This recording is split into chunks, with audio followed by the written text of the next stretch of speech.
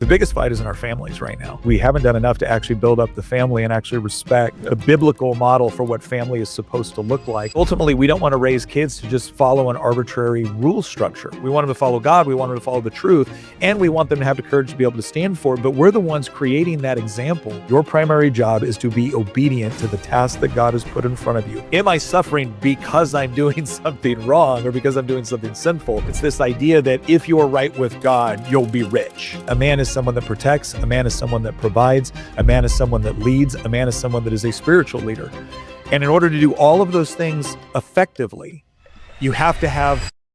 Well, Nick, we'll just kind of roll and free flow. We got some questions, man. I'm super excited to have you on the podcast. I've been watching you for a while, and it sounds kind of creepy, but I've been enjoying your content for a while. So. No, thank you. It's even more funny when someone comes up and is like, "Oh man, I'm here because of your shorts." I'm like, "Okay, I know what you mean, but that sounds weird." So let's talk about that for a moment. So you've and by the way, I'm super excited. So we have Jeremy, one of our instructors, just a great friend of mine, an incredible human being. You guys have a lot in common. Actually, let's talk about that for a moment. So what do you guys have in common? Well, we served in two of the same units, and yeah. Were you in Iraq in 2008 too? No, I wasn't in Iraq in 2008. I was in Afghanistan in 2009. Okay. So he's cooler than me because he got to go to Afghanistan and Iraq. I only went to Iraq. Although I always tease the Afghanistan guys. I'm like, well, yeah, I went to the main effort. But we were both in the 82nd. I was in 2nd of the 325, and then both in 1st Special Forces Group and both in 3rd Battalion. It's great. We were both in what was technically the same building at the same time, but I don't ever remember us interacting. And that was the thing too. And all your units, you'll be, especially on big army, someone will be like, oh, you were in the 82nd. My brother was in the 82nd. Did you know him? It's like, dude, there's like thousands of people. But in SF, it's a much smaller group. But like if you're not in the same company, you probably the chances of you meeting someone, it doesn't happen as much as you would think, because you're usually working in 12-man ODAs when you go overseas. I think the place where I usually met people from other companies was actually when we were going through like SFAWIC, which was the Special Forces Urban Assault course, and schools and things like that. And every once in a while you might do some joint training, but just by the very nature of the way SF operates, you could be in the same building and not really meet. In fact, one of the guys in my church small group, we got to talking, and my wife comes home and is like, "Oh, you need to meet this guy. He just got to the group." Like, "Oh, what's so I meet him. I'm like, "Hey, what you're in SF? Yeah. What group? 1st. Oh, cool. What battalion? 3rd. Okay, cool. What company?" And it turns out he was we had met before, but it was once, like, it was briefly. It's not like we hung out or talked about. We were literally 2 doors down for one another, and now we're in the same church in Culpeper, Virginia. So interesting. I figured everybody knows each other, but I guess it's not the case. Well, and you're gone so much. Like the op tempo was so high during those years where, like, if you're at home, you're likely going to a school, or you're trying to take some leave, or you're doing a workup for something, or you're deployed. And so like all these different teams are going in and out. Like literally the hallway that he worked on was like 60 feet from the hallway I worked on. And we both came to this building every day for work when we were home. And we never knowingly met while we were in service. Super interesting. What was your language? Chinese, Mel. Oh, damn. I'm from the smart Mississippi and can barely speak English. And the Army, in their infinite wisdom, decided to give the redneck from Mississippi the most complicated language ever known to humanity. Wait, were you what were you? Were you a Delta or an Echo? Or? I was a Charlie. Oh, Charlie. Okay. So good at math, and that's why I gave you. No, and they got all of this wrong. Like, so basically it was like 2.5 years in the Q course of me just struggling relentlessly for 2.5 years. I'd like to think my Q course was harder than everyone else's because of my IQ level was so low that in order to keep up, it required more effort from me. Yeah, no, I was a Bravo. They nailed that. Like, give me just weapons training. Give me that. Strong like bull, smart like tractor. Yeah, they give me Thai. Whenever someone's like, "Oh, you know Thai," I'm like, "Oh, so what do you call kun sabidari? Pompin tahan ropi set." Like, "Oh, what does that mean?" It says, hello, and I am a special forces soldier." And like I said, and we have now reached the limit of my Thai, right? I can tell my Thai waitress, "Ped need noi," like a little spicy, not Thai spicy, but that's it. We're done. We're done now. Yep. What Nick, what is your journey over the last couple years is pretty profound, just with what's happened on social media, man. And you're a very unique individual as far as you homeschool your kids, you the values that you stand for, just your can be what can be felt as divisive, especially in this culture, and in alignment with our values. And I want to dig into that. So what started the social media kind of blow up? What caught you on fire, would you say, as you started to trend? We so I got out of the military, and several years later I ended up running for the Virginia State House. So I'm still a state legislator in Virginia. And the first, we obviously we had a Facebook page, right? We had like a Facebook page and a Twitter page at the time, and that was it. Maybe maybe a couple thousand followers or whatnot, pretty standard for being a state legislator. And the first time we ever had like a video like really go viral was my first year in the Virginia House of Delegates, and it was actually a first group guy, Sergeant First Class Martland. He was getting removed from the military because he had beat up an Afghan police officer for raping a 7-year-old child. And they were removing him from the military, and him and his captain. And I just thought it didn't make sense. And I remember calling up the first group, and I called some buddies because we were in different companies. And I said, "Hey man, before I before I make an issue out of this, you gotta assure me this guy is a good dude." And I had some buddies that I really trust said, "Look, man, he's the ideal operator. He's a great guy. You can trust him." The whole deal. I said, "Okay." And so I gave a speech just basically kind of talking about what was happening to this guy, and essentially saying that I thought it was something to be proud of, that when a small child in a foreign country needed help, they could look to the American flag on that man's shoulder and know that he would help them. And he did. And now we're punishing him for it. And I said, I think we need to be very, very careful about what we ask of the people that we send overseas to fight. Because if the moment it becomes politically inconvenient, we're going to abandon them, then we're not worthy of them. And you're going to get a very, very different military, and one that's not going to be capable of doing much, and certainly not capable of standing on strong morals when they need to in order to get the job done. And that one kind of viral on social media. And the better news about that, and certainly not because of my speech, there was a lot of people that have been helping Sergeant First Class Martland, Congressman Duncan Hunter out of San Diego, out of Southern California, have been helping him, and others. But he did get reinstated, and they didn't force him out of the military. And so that was kind of my first foray into recognizing that, there's power in social media. We don't have to rely on the press. We don't have to do all that. That was back in 2016. In 2018, we were having a floor debate, and I gave up what kind of became known as the gun speech. And that's the one that across social media got somewhere between probably like an 80 to 90 million hits. And I mean, that was the first one where I could say like, okay, that went legit viral. Like our social media presence on Facebook probably went from 12,000 followers to 100,000 almost overnight. And so that was part of it as well, just debates on the floor. But then, we started, my daughter actually was the first one to say, "Dad, you need a TikTok account." I was like, "What the heck's TikTok?" Right. And we started getting involved in short form content, Instagram, YouTube, things like that. But we had this one video that the reason why I give so much credit to this video is because before, everything I did in social media was like politically related. And so we had a very politically oriented audience. But this is one where I just talked about 3 things I learned raising daughters. And I kind of started off by saying that when I found out I was having a little girl, I asked 2 people for advice. One was my wife, and the other was the biggest man whore I had ever met in the military. And the question quite simply was, how do I raise my daughter so she doesn't, fall for a guy like you? She doesn't fall for whatever you say. And he was a real good sport about it. Like, took the cigarette out of his mouth and was like, "Okay, well," and one of the things he said was, "Tell your daughter you love her, because if you don't, someone like me will, and they'll believe him." And so, over the process of, my oldest daughter is 22 and married. My son is 19 and currently in infantry basic training.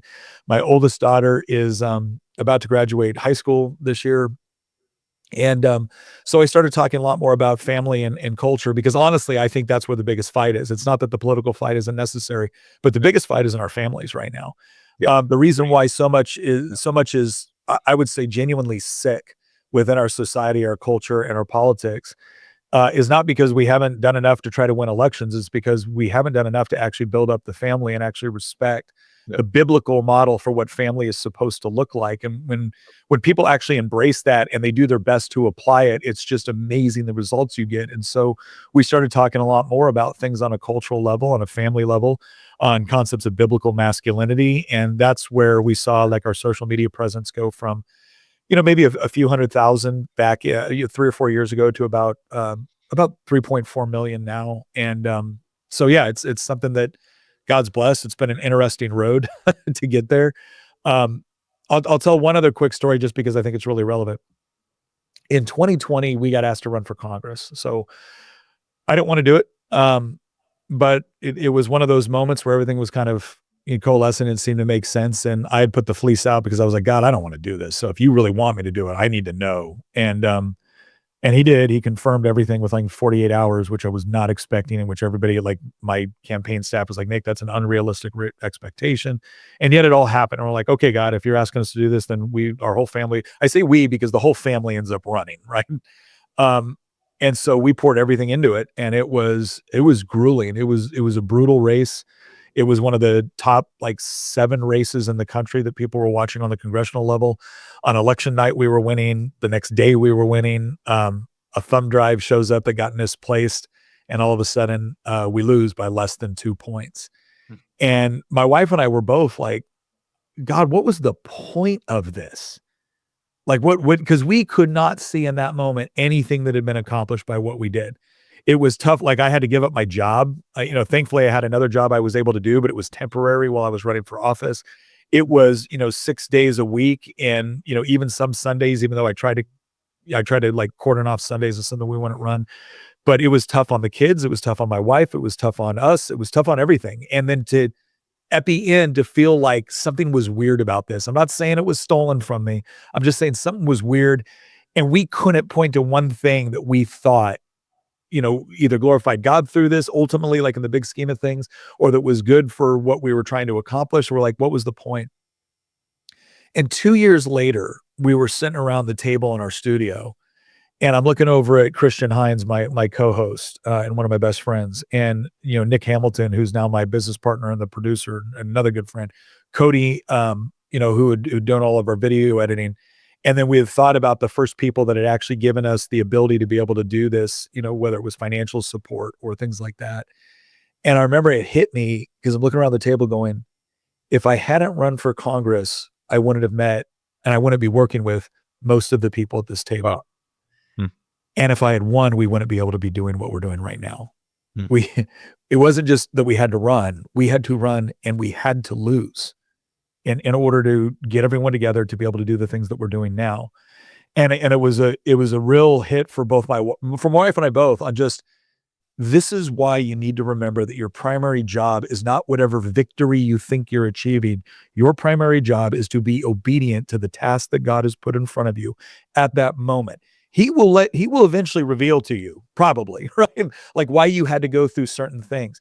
And sometimes it'll be good. And sometimes it might not be good. That's the other important thing to remember. It doesn't always end in puppy dogs and roses, right?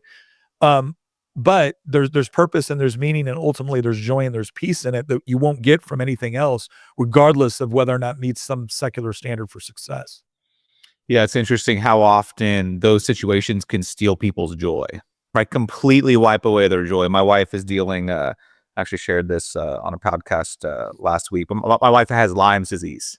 So she's dealing with it, and it's pretty significant every day. I mean, she has pain every day, right? Headaches every day. And she's still, but initially for the first year, 2 years, it was really starting to bother her. But over this last 5-year journey, she's come into a whole new version of herself. She's leaned into God. Her relationship with Christ is incredibly strong.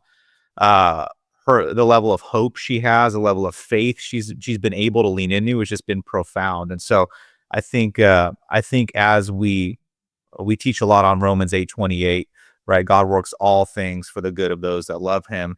And as Christians, right, that's a promise to Christians, specifically to Christians.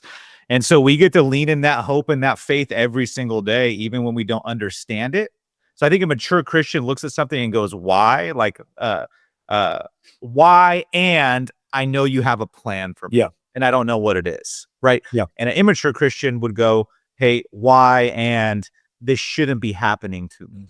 Right. It's a surrendering to what is. No, you're right. And there's been a lot of there's been a lot of heretical teachings out there coming from elements of the church, like prosperity doctrine is one where just avoid it with a 50-foot pole if you can, because it's this false idea that if you're doing something wrong, and now listen, it's always good to be introspective, right? And say like, okay, am I suffering because I'm doing something wrong or because I'm doing something sinful? Because that's a very real possibility. But it's this idea that if you're right with God, you'll be rich. And it's like, well, okay, no, God doesn't promise you that. Yeah. What he does promise you is peace, right? He does promise you joy. And he obviously does promise you like, eternity with him.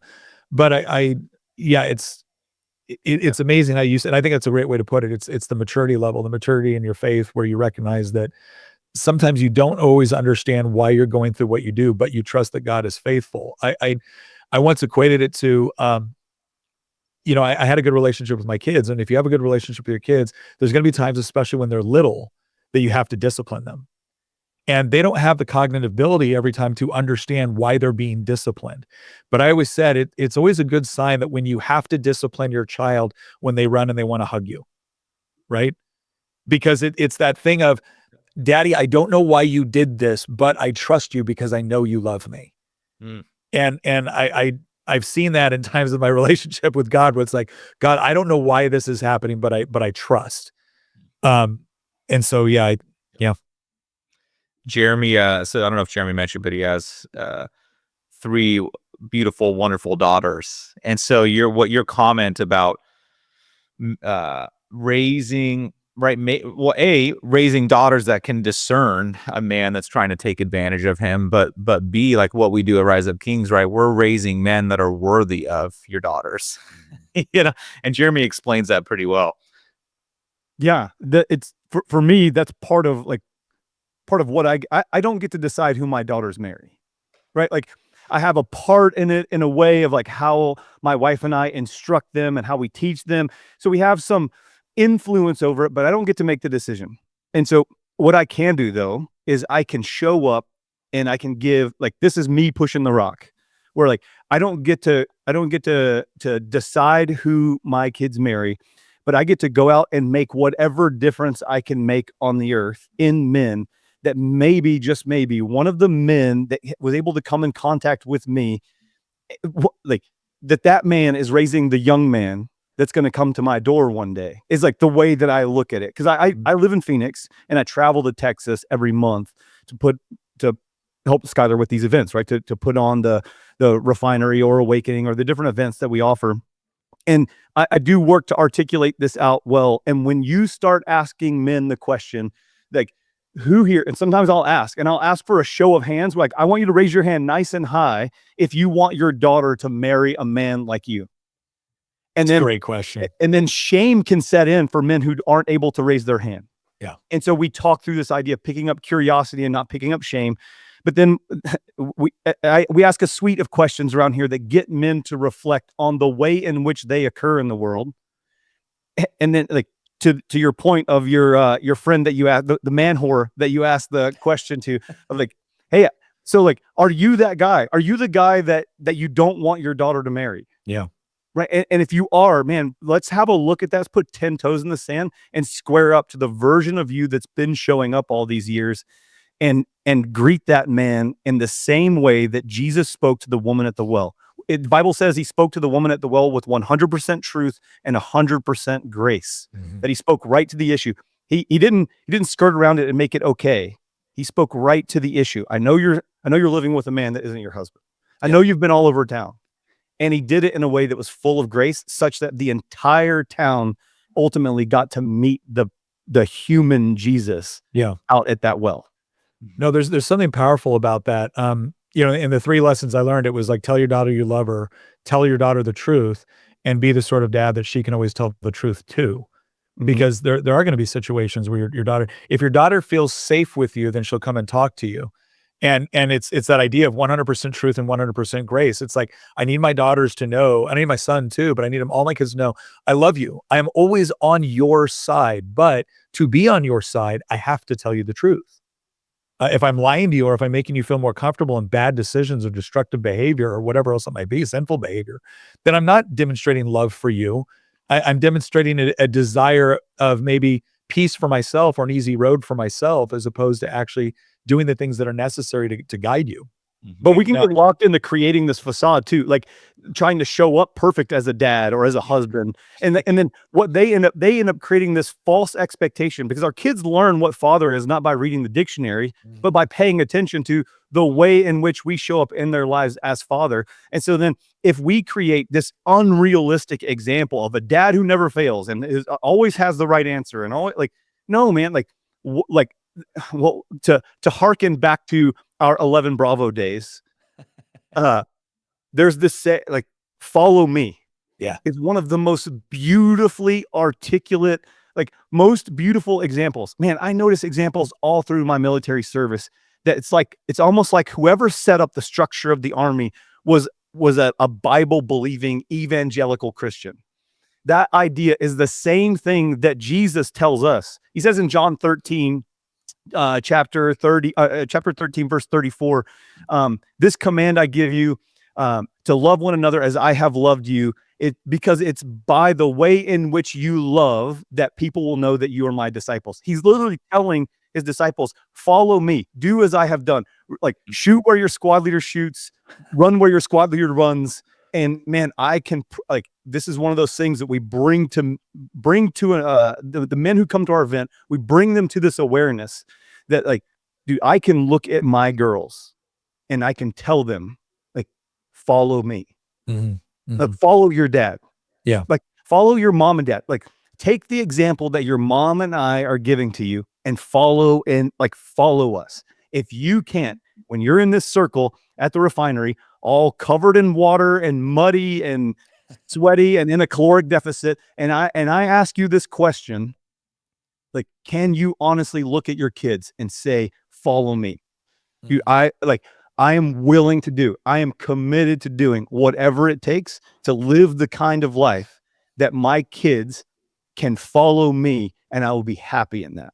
Yeah. Well, not only your kids, man, but what about your employees? Yeah. What about those people around you? What about the people in the community? Are you living an authentic life, right, of excellence, to where you could really say to your employees, hey, follow me, right? Like the way I take care of my body, the way I spend time in the word, like I truly am living a life where I'm living a life of excellence. And even though it may not be perfect, but I'm living in a way of worthy of being followed, because I'm following Christ. Follow me as I follow Christ. Yeah. But it's a powerful, when we realize we have that level of responsibility to show up as that leader that's worthy of being followed.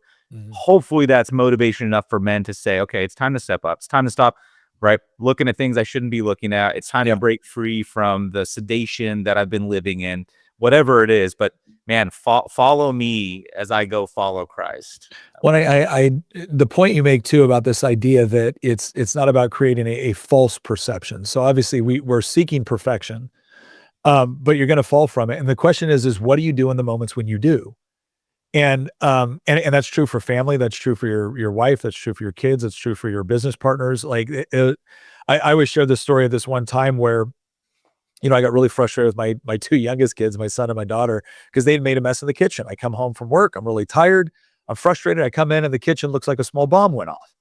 And I just went straight into, sergeant mode, right? Like, clean this up, go to your room, clean that too. Oh yeah, knife hand, and my oldest daughter at the time, who I think she was like 13 or 14, I can't remember exactly, but she knocks on my door and my bedroom. She goes, "Daddy, can I talk to you for a minute?" And I said, "Okay, what is it?" And she goes, "I don't think you handled that very well." And again, every ounce of me was like, oh, wise sage who I provide food, clothing, and shelter to, please tell me from your vast experience raising children what you are displeased with in my conduct. And she goes, the reason why But the reason why I didn't was, I don't know why, but by the grace of God, he like checked me like, you need to listen. Like, okay, sweetheart, why do you say that? She was, the reason why they were cooking in the kitchen was because they were doing something for you. Mommy had given them permission, and they were very excited about doing it. And now they're too scared to tell you that was the reason. And so I felt like a jerk, and appropriately so. But there was also this sense of pride in that moment that my daughter was willing to come to me and say that I had done something wrong. Well, why? Well, because her mother and I had taught her a standard that was beyond our own authority. It wasn't just do these things because I tell you to do that. It's do these things because God says they are correct. Well, what happens when you're incorrect based off of the very standard that you presented your children? If they can't come to you respectfully and say, Daddy, this doesn't make sense. You have taught me this, but you've just done this. This doesn't make sense. And in that moment, it was like, again, by the grace of God, it was, you're right. I'm wrong. And I want to tell you, I appreciate you having both the courage to come to me and to come to me so respectfully. And I'm going to go apologize to your brother and sister as a result of that. Because ultimately, we don't want to raise kids to just follow an arbitrary rule structure. Yeah. We don't want our kids to follow whoever claims, some sort of authority or power in any given moment. We want them to follow God. We want them to follow the truth. And we want them to have the courage to be able to stand for it. But we're the ones creating that example very early on. And even when you screw up, there's an enormous ability right there to either say, I'm sorry, or to encourage your kids to be able to stand up, again, respectfully and call it out. But if we let our pride get in the way, or if we let this false notion that leadership is me being right all the time, or you not getting to challenge me, then you haven't taught your children to follow God. You haven't taught your children a moral framework to stand for. What you've taught them is arbitrary authority dictates what's right or wrong. And that might work out fine when you're in charge. What happens when it's the college professor? What happens when it's abusive husband? What happens when it's a boss that is immoral or corrupt? And so, yeah, I love the point that you guys made about this idea that, look, you're going to fall sometimes, but the question is, are you striving to do the right things on behalf of your family? Are you holding up a standard? And does that standard also apply to you? This is masculinity, man. That what you're talking about is the idea, like that in a notion is actual masculinity. Like the willingness to be vulnerable. Vulnerability precedes intimacy. Intimacy is this idea of into me you see.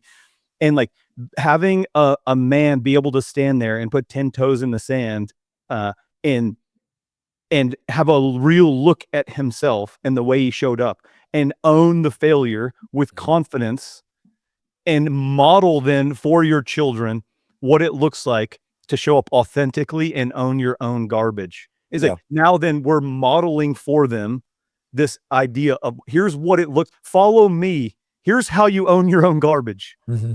Here's how to do it. And here's how to do it with grace and love, and that you can miss the mark, you can fail, and there will never be a place without love. Like in our house, like you can fail, you can miss the mark, and there is nothing you can do to escape our love for you. And this, the Father says the same thing to us. There's no height nor depth, no missing the mark will have you fall out of love, me fall out of love with you. Nick, what you talk a lot about biblical masculinity. I'd love to hear your definition of masculinity. Sure. I think biblical masculinity is a man that basically starts first and foremost with his commitment to Christ.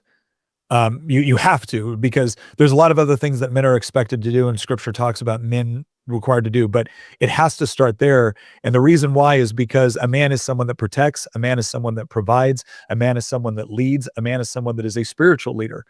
And in order to do all of those things effectively, you have to have, first and foremost, the foundation from which you view everything. So C.S. Lewis had this quote, I'm gonna butcher it, but he basically said, I don't just believe in the sun because I see it, I believe in it because by it I see everything else. And that's, I think that's absolutely the same thing that's true with respect to Christianity. So for instance, there's a lot of other voices out there that are actually giving men semi-good advice, right? It is good advice to tell a man you should be intellectually capable. It's good advice to tell a man you should be physically fit. It's good advice to tell a man that they should be professionally competent. Like, those are all good pieces of advice. But for what?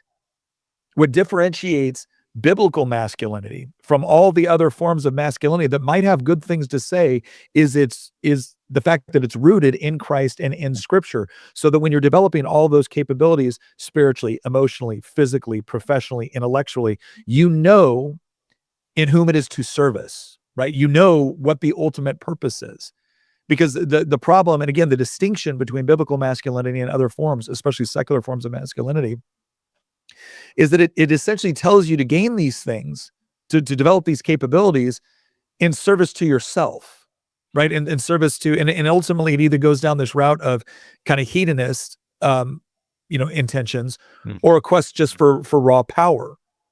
And so that's the distinction between the biblical masculinity, is that it is an understanding of the various masculine traits. It's an understanding of your obligation to protect and provide, but it's also that fundamental understanding that it is ultimately in service to Christ.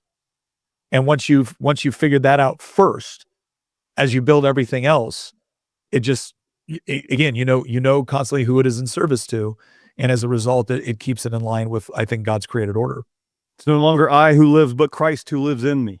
Yeah. It's no longer me doing it's yeah, I love that idea. It's a reorienting, right? It's like, well, and I think one of the reasons why it's so desperate. So if we look, I was on the Trigonometry podcast a while back with, Constantine, Kristen, and Francis, and love their show. But they have this thing where they do at the end of it, where they say, what is the thing that nobody is talking about that they need to be talking about? And I said, well, I don't know that nobody's talking about it, but young men are going to revolt.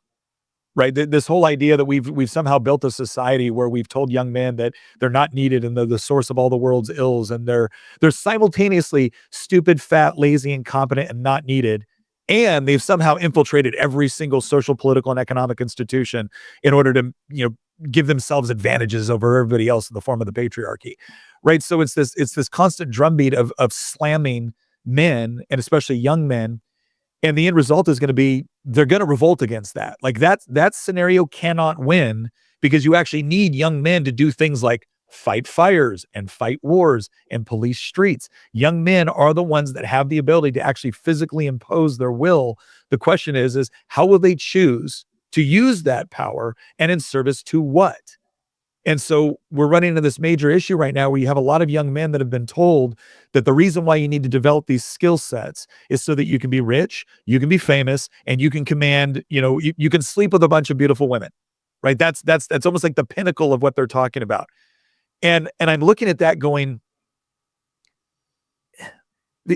what causes genuine despair is not being deprived of the things you want. It's achieving the things that you think you want and finding out that ultimately they're hollow and incapable of giving you genuine meaning and purpose. Right? God created, I absolutely believe God created men to be strong, to lead, to all of those things. But it has to be in service of something nobler and better than just his own needs, wants, and desires. And you see this, like you have that fundamental commitment to God, which never goes away, which is always present and is always there for you. But then, God blesses many of us with the ability to have, or with the blessing of a wife or children who provide that constant reminder. And what we end up recognizing as men is that when we develop these capabilities in service to the people, the things we love, that's when it really manifests in something that can give you genuine meaning and purpose, not just temporary pleasure. Jordan Peterson talks about it, that it's the willing taking on of responsibility. That's where the adventure is. Like the adventure is in the willingly taking on of responsibility. And it's in that, like, people think it's in these hedonistic desires and the pursuit of pleasure, but it's actually the contrary, because ultimately all of those things are heading down a trajectory to a destination of, like you said, I think despair is the perfect word, but it's in the recognition that that I am responsible. I'm responsible for my own life and everything that's in the wake of my responsibility: my wife, my kids, my home, my community, my local church, my business, my whatever. And it's in pursuit of what? And then what you talked about there is effectively having a Christ, a lens that is Christ focused. So everything I am doing is for this means, for the betterment of the kingdom. And it's in that setting myself in the context of the greater mission to which I'm called.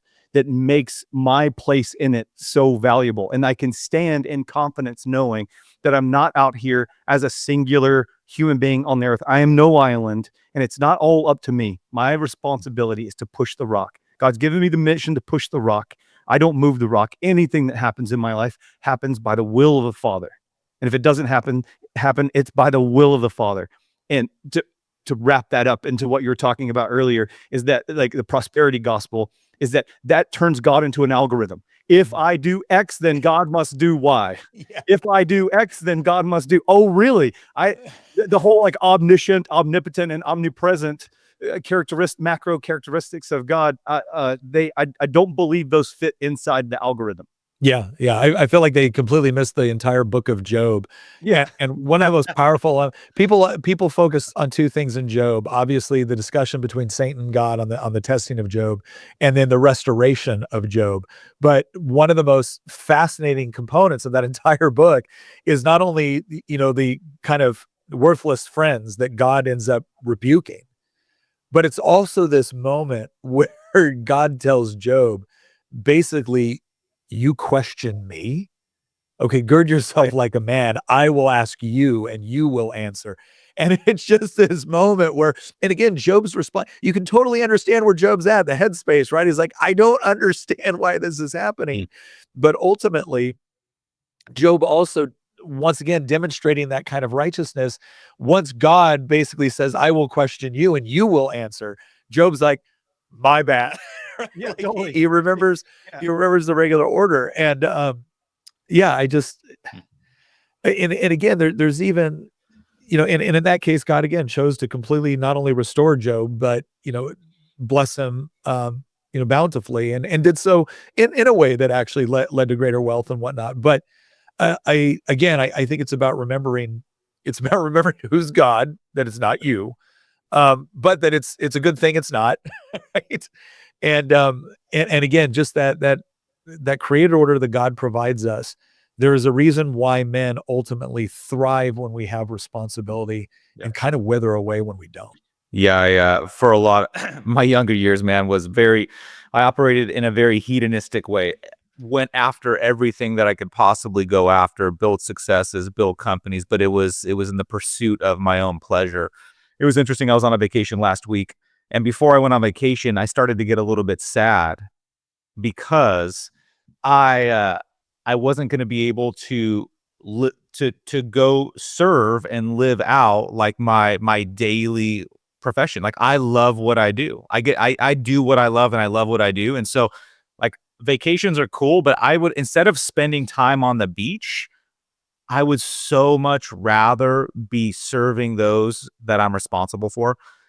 Right. And again, there was a part where I was with my family, but there was a part where it was just me and Jessica hanging out, and we were enjoying ourselves. But both of us had this urge, like, we enjoy making a difference. We enjoy making a difference more than we do hanging out and just sitting at the beach. Mhm. Like, I'd rather be impacting people than being in Hawaii or in Cancun, right? Just enjoying ourselves. And so it was a cool connect, or a little click for me in my realization, like, man, I really enjoy serving and making an impact and living on purpose inside of my life. And there's so many men that operate outside of their purpose, and that are not clear on their purpose, or have and don't understand what it means to be a man that lives on mission. And so I get that from you, Nick, and also you too, Jeremy, man. You guys are both men on a mission that are clear on, like, the impact that you want to make on people, and the impact that you want to make in this country. I was reading in Genesis and Exodus today. Man, Joseph's story is so interesting. So Joseph, right? He's sold into slavery, and works his way up. Is Potiphar's number two. Gets put in jail and is sitting in jail, wondering, like, man, like, what the heck, God? And then all of a sudden, but God has something even bigger for him. So he's in jail, has everything stripped away, but God has an even bigger plan. So sometimes when we're at that low point, like, we just have to trust that there's something else out there. And so he ends up being Pharaoh's number two, right? He's Pharaoh's number two, and his family ends up finding him. They move. His entire family comes in, moves into Goshen in Egypt, And then what's really interesting, and I didn't realize this before as I was reading it in Exodus, Pharaoh passed away, and so did Joseph. And what happened was Pharaoh, the new Pharaoh that came in to that role, he said these Israelites, like, they're building in strength and numbers. Like, they're a threat now. And then he enslaved them. And I'm like, wow. And what clicked for me was relationship. There was nobody representing the Israelites in the government. Right. So Pharaoh, Pharaoh, the previous Pharaoh, had respect for Joseph, loved Joseph. But when Joseph was gone, there's no representation anymore. And so it literally, millions of Israelites are now enslaved because there was no representation. And so it got me thinking, just regarding politics, right? How important it is for Christians to have representations, to have people that are in political positions that are pushing for the values that we believe in. It was just a real interesting correlation there. And so my question to you, Nick, or how does this relate to what you do and part of your mission? And do you believe Christians should be involved politically? Well, I mean, I don't see any area where God doesn't tell us to not be salt and light, right? We're supposed to, I think we're supposed to be impactful in those areas. I think we're all supposed to recognize that obviously Christians do not seek political power in order to impose proselytization, right? Like, I can't force you to become a Christian. But I think it's perfectly reasonable to say that I want to live in a society where, just like in the books of Romans, it says that we admonish the good and punish evil. And so when it comes to decision-making power with respect to laws and things like that, I think that it's important to have Christians that understand that, our job is not we are not biblically permitted to impose our faith on you, but we can foster an environment where we do respect things like, your individual liberty, combined with personal responsibility, and certainly an environment where we're going to allow Christians to be able to thrive and build a society, because there is absolutely zero question that our country was rooted in a Christian worldview. Mm-hmm. And people say, well, it's only mentioned a couple times in the Declaration of Independence. It's not mentioned in the Constitution. Go read the state constitutions. One of the reasons why it's not mentioned in the federal Constitution is because states were absolutely terrified of the federal government essentially trying to impose a particular denomination or faith on the states. But there's absolutely zero question. I mean, the Bible is one of the most frequently quoted books when it comes to the discussions about the Constitution and government and what should we establish. And, John Adams said it best when he said that our Constitution was written for a religious and moral people and is totally unsuited to the government of any other. And I think it's true. I think that's actually what you're seeing within society right now, is that we're recognizing that when a society adopts, say, a postmodernist view of the world, where there is no objective truth, there is no even objective, there's no objective morality, right? It's all arbitrary based off of who uses power. All of a sudden, we recognize that the Constitution is not in and of itself a sufficient barrier against tyranny or oppression. You need people that are first able to self-regulate, and the people that generally self-regulate do so not only because they see some sort of societal benefit to doing so, but because they recognize that there is objective morality, there is objective truth. It does come from God. And if you don't have that represented in your government, well, then don't expect to see it reflected in your laws. And it's fascinating the number of people that I will see within the legislature, within the executive branch, within the judicial branch, that honestly believe that when it comes to establishing law or enforcing the law or deciding the law, they do so ultimately, regardless of what they say, they do so ultimately with this idea that they will choose. They were elected, and so therefore they are the ones that can ultimately choose what right and wrong is. Your job as a legislator is not to choose what right or wrong is. It's to acknowledge what right or wrong is, and then to do your level best to ensure that the law reflects that. And so, yeah, I would just say, again, biblically, it's not as if ultimately politics is what's most important, right? But it is important, and it is I mean, we could even say that agriculture is not most important, right? You don't live by bread alone, but it's still important. And so the idea is that if we are called to be salt and light, then we are to do so. And I think every area, that, just makes sense. And clearly I think representative government is one of those areas. Mm-hmm. Mm-hmm. What Wait, can I say one other thing though? I Yeah. will say this though. I see a problem with Christians who sometimes believe that the elections is what will decide what is moral. And that's not the case. The elections in and of themselves don't save you. They can be an important component of trying to, create a God-fearing society. They can certainly be an important component, but it's not the totality of it. If you say, we got the guy I wanted elected, my job here is done now. No, it is. No, it is not. You're not going to save the country or society at the ballot box. You're going to save it by being obedient to what God has put in front of you. And one of the most important components of all of that is being a husband, being a father, raising up kids in the way that they should go. Yeah. Because I always say, if you want, there's an old saying that representative governments or democracies get the leaders that they deserve. And so if you want better representation and we pull the representation from the body politic, then ultimately what you want is a good, moral, and better body politic. Yep. And that starts with who you're. I always say, like, I'm a big pro-life guy. I've carried legislation, I've debated it on all of it, but I've done it in a purple state where we've never had complete control to where we can actually pass a lot of this legislation. And so people sometimes will ask me, like, why do you spend time on an issue that you can't get passed? It's like, well, I don't make the debate on the floor because I think I'm going to convince my colleagues. I do it because I think I might be able to convince their constituents. And then I come home and I make these same debates and I discuss these issues with my children. And so one of my biggest contributions to saving babies in the womb will ultimately be that I rose through, along with my wife, we raised 3 children that are absolutely committed to the protection of innocent human life. And I will see some people that at times will just completely and exclusively focus on the political while ignoring what's going on in their own home.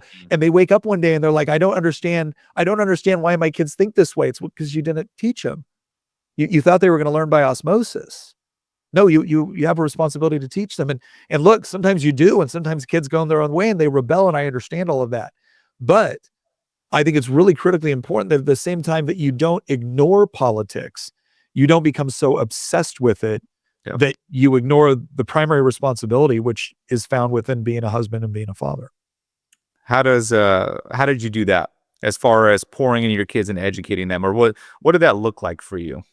Well, we homeschooled, so that made it That's a lot. Makes it a lot easier. We did that for 1 year and it was incredible.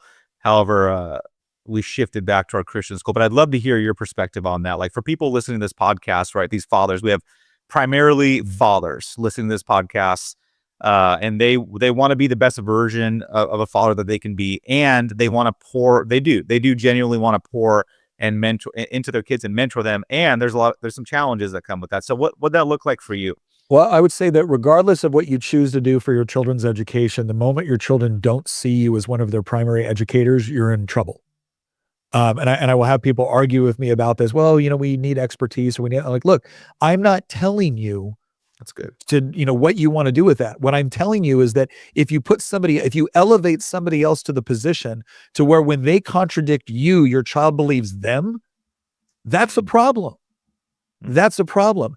So what that means is that, well, we say this, Jeremy will recognize this because we say it in the military all the time. You can delegate authority.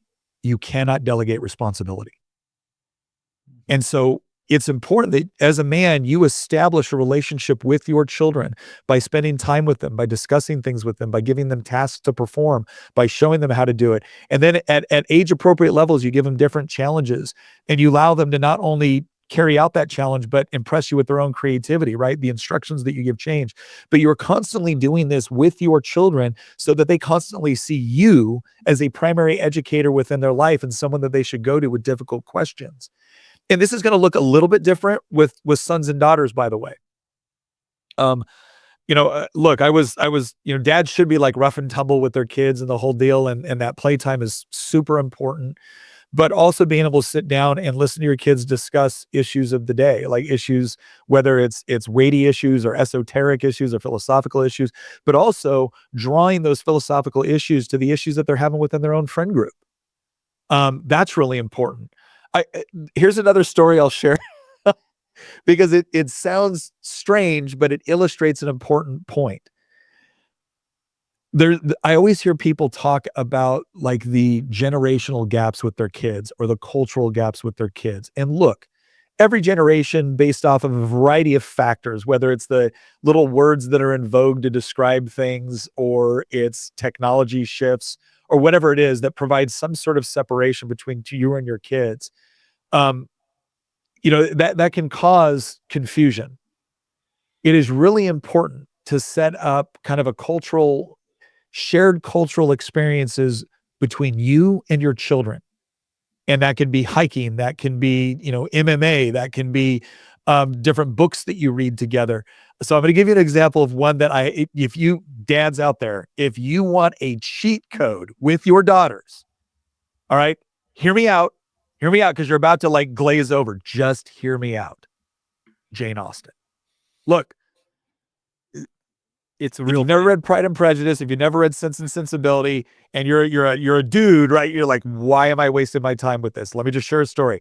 I'm in SF because Jeremy and I both know that if we want dudes to listen, if we start off with, I'm in Special Forces, they're like, okay, all right, I'll hear you out. All right, so I'm in SF, right? And I'm spending a lot of time away from my wife. And we wanted something that we were going to be able to kind of do together, regardless of where we were in the world. And so we said, all right, we're going to come up with a system where we read books. It's got to be a classic. And I get to pick one and then she gets to pick one and we interchange like that. So I picked The Count of Monte Cristo because that's super cool. Right. And it was super cool. We both enjoyed it. She picks Pride and Prejudice. I'm like, oh my gosh. All right.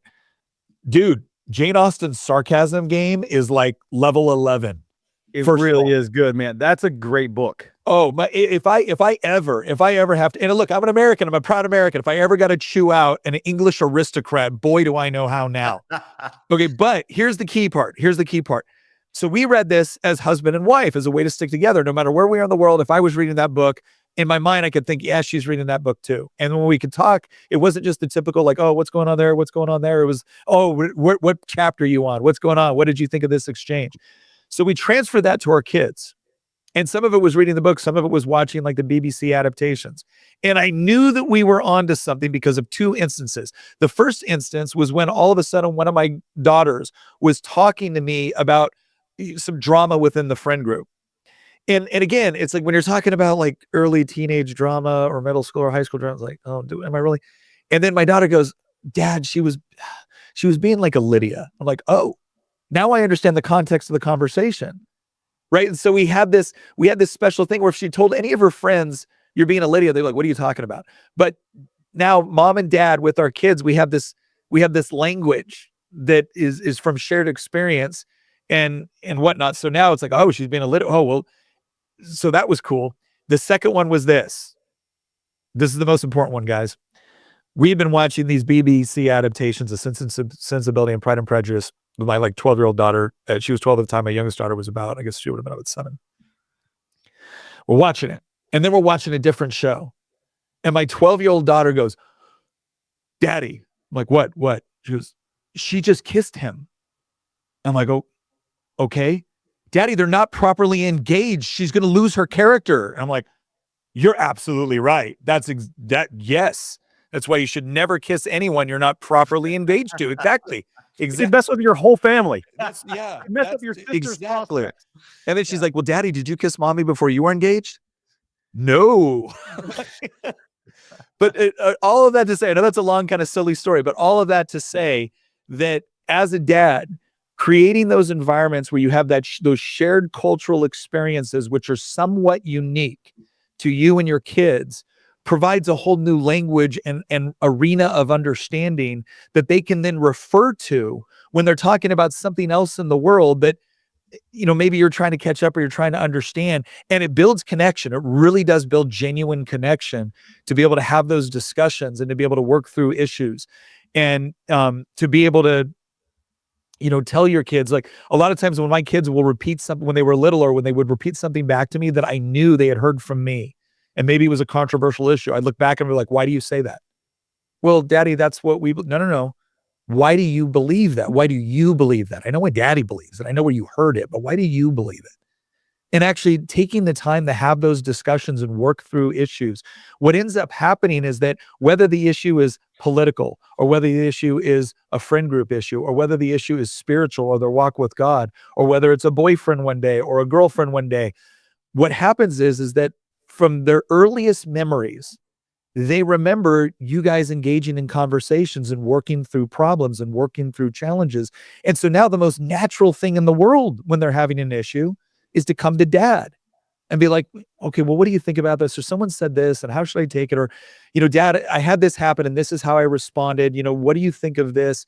And there is no better position for a father to be in than when your teenage kids want to come to you for advice, to explain what's going on and how they can do it better. But that all starts very early, very early.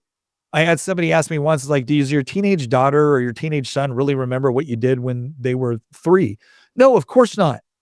But when they're 5, they remember what you did at 3. When they're 7, they remember what you did at 5. When they're 13, they remember what you did at 10. And by the time they're into those years where now they can start to make decisions that can have lifelong impacts on them, right? We're not talking about just coloring on walls now, right? This is stuff that can alter the entire course of their future. They're now, it's natural. Of course, I'm going to talk to my father about this. It doesn't mean I won't maybe talk to other people as well, but I haven't elevated other people in their lives to the degree where they're the experts and I'm not. Because again, when you do that, you have now attempted, you've delegated authority. That's fine. Sometimes it's appropriate. I wouldn't do open heart surgery on my children. I would delegate that authority to the doctor, right?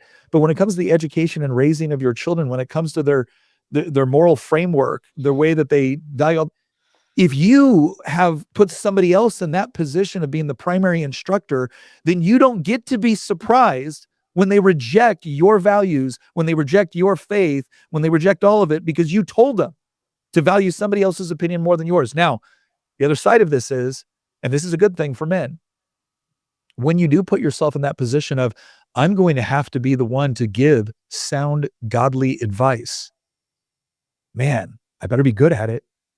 I better be in my scripture. I better be intellectually sound. I better be able to think through things critically. I better be able to be really good at listening with the intention of understanding, not just responding, right? I better be good at these things.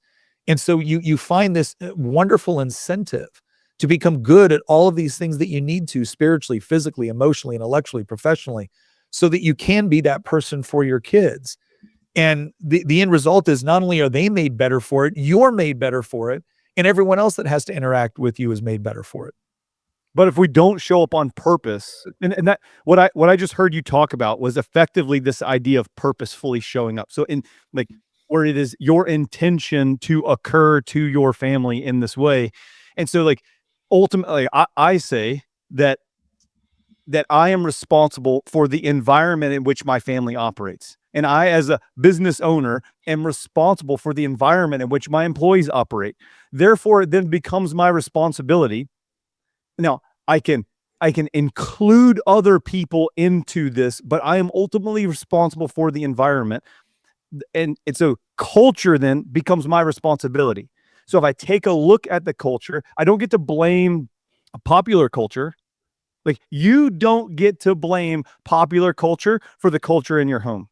You don't get to blame circumstances in the work environment or the economy or whatever else for the culture in your organization. You can. I'm just saying it. Like, ultimately, it's your responsibility. I know that because you're the head of it. You are the head of your family. You are the head of your organization. Therefore, all failure in an organization is leadership failure, I say. Well, so, I mean, I think that. So look, I think we can all acknowledge that there are things that can happen beyond your control. But like you said, ultimately what leadership is that, okay, this happened, it's beyond our control, but how we respond to it is not beyond our control. So what do we do next? And the other thing that ends up doing is it's a completely different mindset. One of the biggest problems that we have in our society right now is a victim mentality, which leads to an entitlement mindset. Yep. So it's nothing's my fault because everything is systemic. Everything my bags were packed for me by my parents or by, politicians or by history or whatever it is. And the end result is all you can focus on is these injustices, real or imagined. And all you can do is sit around requiring somebody else to go get it for you. Go get the things that I'm entitled to, that I deserve, that I'm owed. Where on the other side, if you have a mentality of taking responsibility for those things that you can control or have some sort of, control over, well, then all of a sudden, it's not that you don't notice when an injustice takes place. It's not that you don't notice when something beyond your control impacts you. It's that you're automatically searching for solutions to problems. And a lot of times you're looking at challenges from the standpoint of, this is not just a challenge I have to overcome. This is an opportunity. Maybe we need to change the way we do things. Maybe we need to adapt, whether it's within your family or to the marketplace, right? Maybe we need to do this. But when your mindset is focused on this idea that, look, I always have a job and I always have a responsibility, and sometimes crappy things are going to happen, but those are huge opportunities to demonstrate to my family, to the people that work with me or for me, that I can be trusted in the storm, right? Hmm. I'm the safe harbor in the storm. And the end result is that I don't know of a single successful relationship or business that hasn't had to deal with a crisis point. And what ultimately made them truly successful was how they dealt with the crisis point. And so if you can just expect that these things are going to come, and you can take the proper mindset of, my job is to be able to, when that crisis point comes, be able to adapt and overcome. Well, then, you and that's how I think that's how you actually genuinely achieve that kind of long-term stability, and the sort of culture that then becomes resilient to crises and sees them as opportunities when everybody else is running for the hills or just being destroyed by them. Culture is one of those things we get to leave behind when we leave this earth. Mm-hmm. Right. And so, yes, you can leave behind a giant pot of money and a house and the vacation home and the ski boat and all the things. Yeah. And though the thing that no one can take from your children or from those that know you is the culture that you leave behind. And as a leader in my home, and as a leader in my business, and as a leader of men in my community, man, the culture that I get to leak everywhere I go, I find it I find it a blessing to me, and that it makes me hyper aware then of paying attention to the way in which I show up, paying attention to the way in which I occur to the world. And so I believe, though, that most men who aren't used to going victims, if you ask most men, they would never admit to being a victim.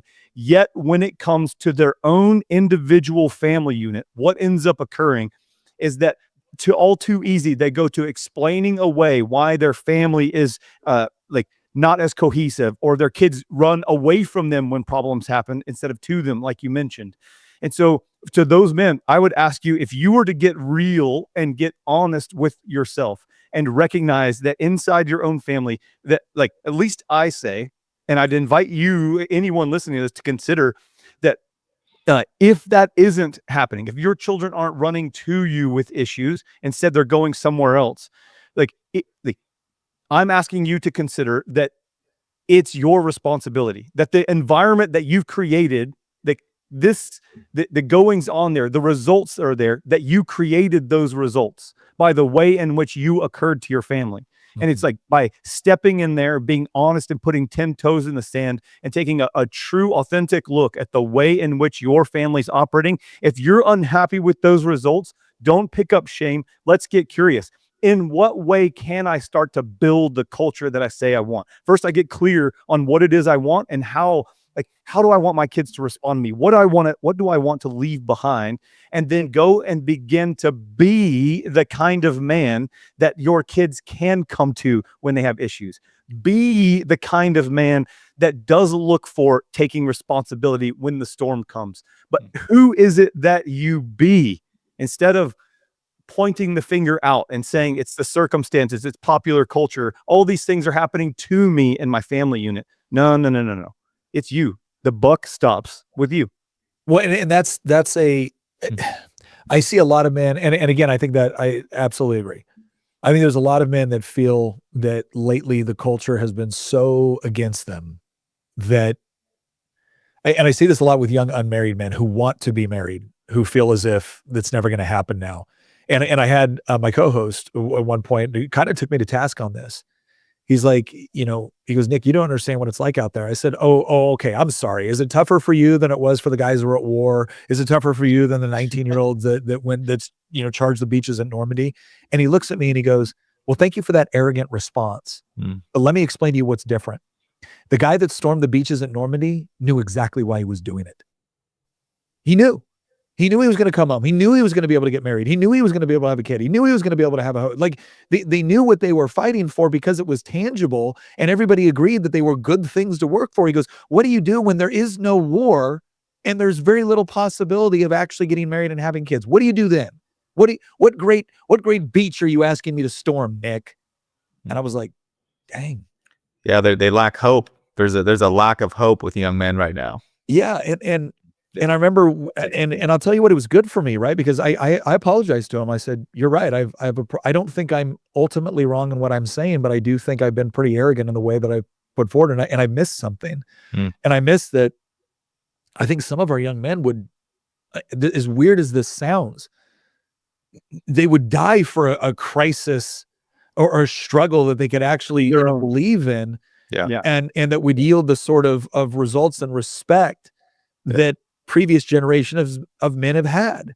Yeah. And right now they feel like the greatest crisis is in a complete assault on masculinity, where how do you fight it? And it led me to go down this path of saying, gosh, we have got to, for those of us who are a little bit older, if you're in your 40s, right, you have experienced a very, very different world than if you're in your 20s or 30s right now for young men. And I think one of the things that needs to be acknowledged is that the fight right now is a lot more pernicious. It's a lot more, it just feels more evil in some ways because of what it's doing to the mentality of young men.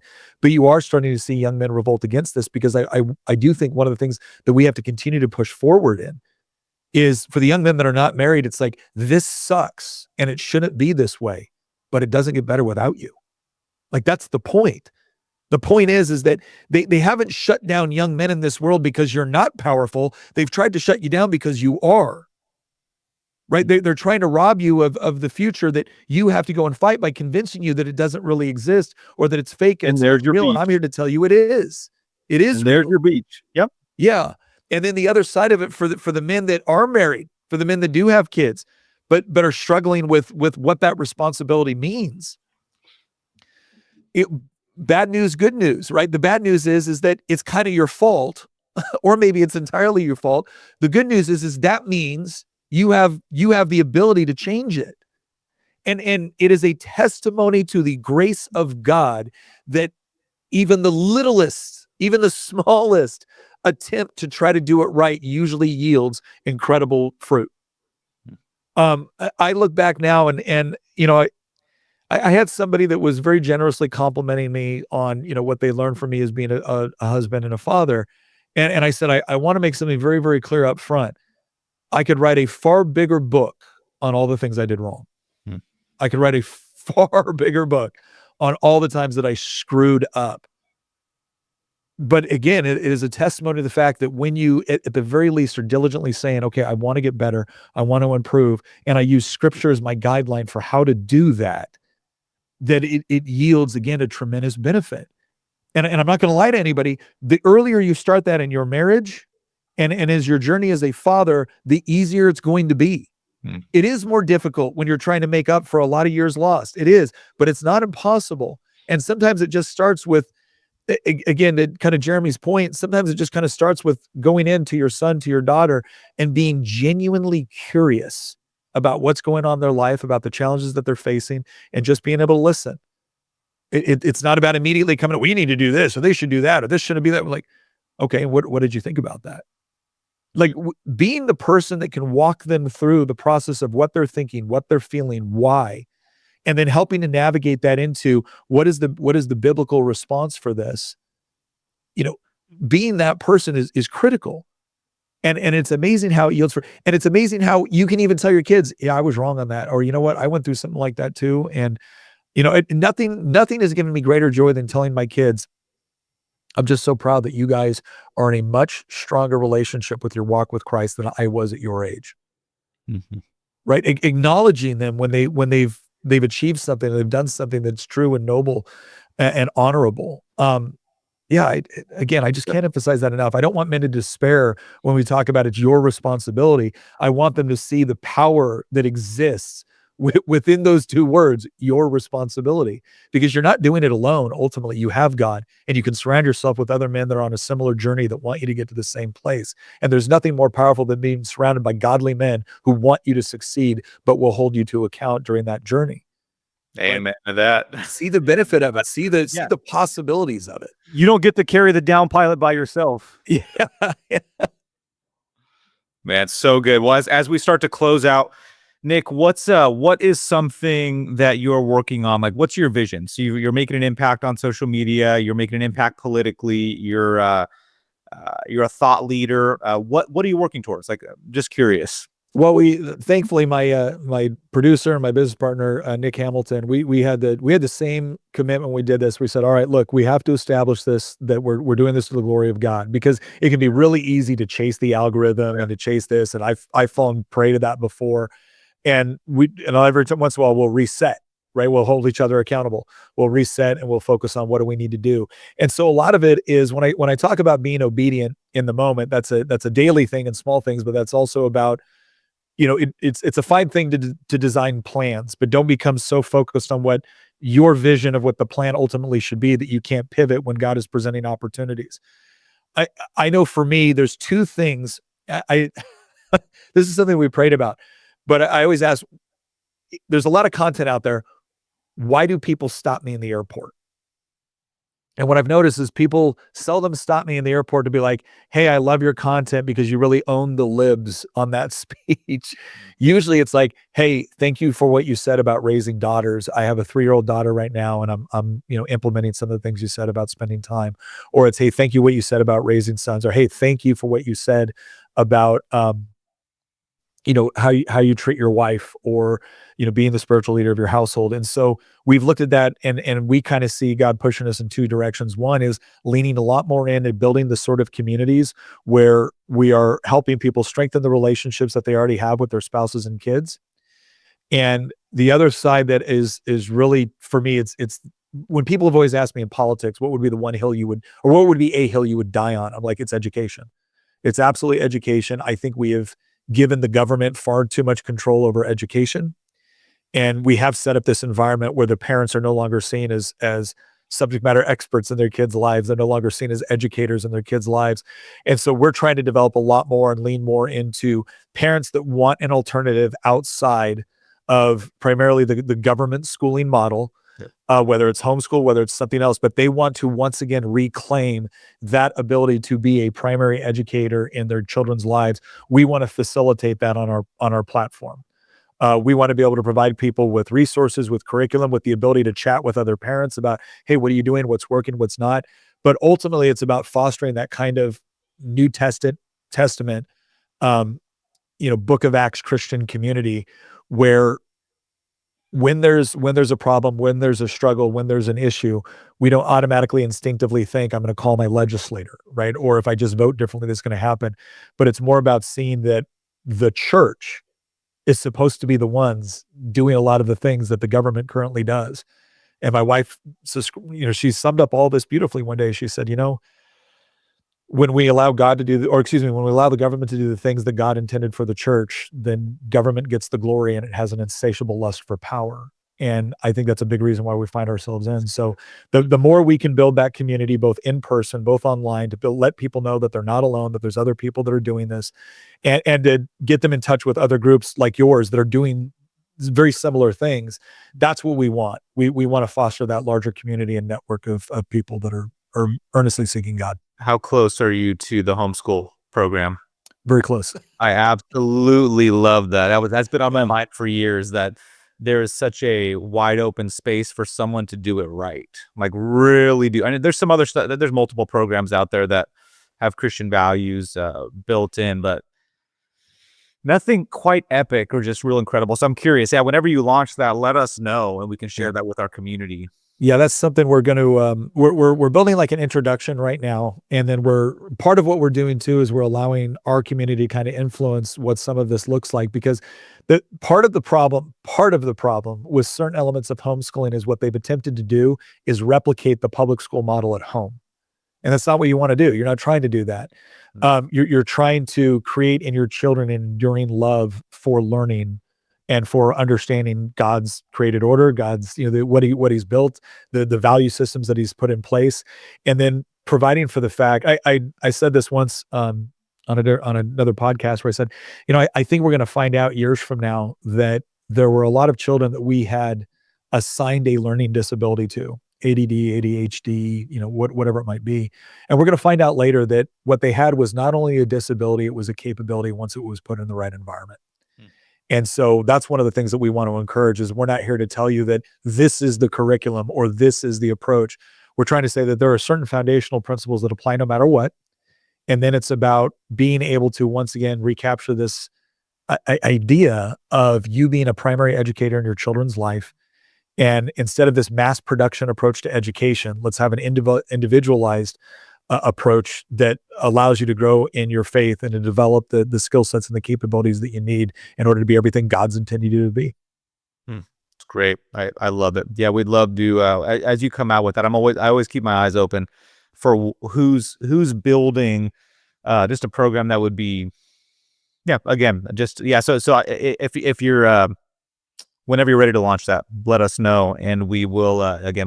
I'd love to shoot it to our community. We have a decent percentage of our community actually does homeschooling with their kids, and then there's a lot of people looking at homeschooling right now. Yeah, so it's a great way to make a big impact. How can people get a hold of you, Nick? Well, we made it easy. If you just go to nickjfreitas.com or Nick J Freitas, that's all of our social media. Excuse me. So our YouTube channel where we have the Y Minutes, we have Making the Argument, we have other things that we do on there.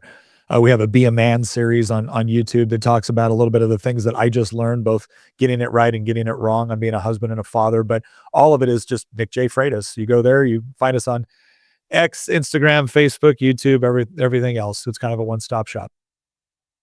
Fantastic. Well, I appreciate you jumping on the show, and thanks again, Jeremy, for being involved in this too, man. It's great to have two SF guys on this podcast, dropping some wisdom and some bombs. Thank you again. And man, let's keep making an impact for the glory of God. Sounds great. Thank you guys for what you do.